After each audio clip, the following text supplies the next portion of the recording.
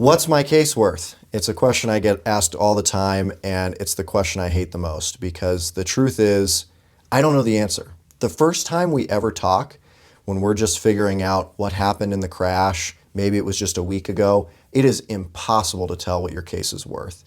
And any attorney who pulls a number out of a hat is doing you a disservice by telling you what your case is worth a week after the car crash. Case value is always determined on a case-by-case basis. We're looking at, what are your medical bills? What are your injuries? What kind of medical treatment do you need right now? What kind of medical treatment are you going to need in the future? What's your pain and suffering? How has this impacted your quality of life? Are there any impairment damages? Have you been in a sling or a cast? Do you need to have surgery? Are you going to have to live with hardware for the rest of your life?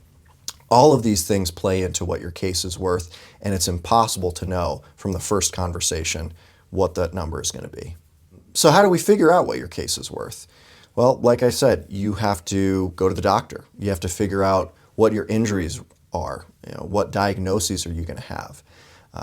You need to figure out what your future care looks like. Are you going to go to physical therapy for 8 weeks and then follow up with your doctor to see what's next?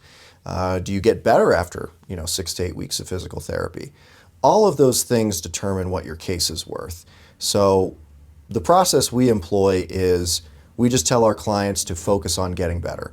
And once you get better, or at least you get as good as you're going to get, which is known as MMI or maximum medical improvement, then we look at all the medical bills, we look at the timeline of your treatment, we look and see what the future holds, and that's when we come up, based on our experience doing this for over 7 years, what your case is worth, what a reasonable settlement number looks like, and if the insurance company isn't going to pay it, we file a lawsuit.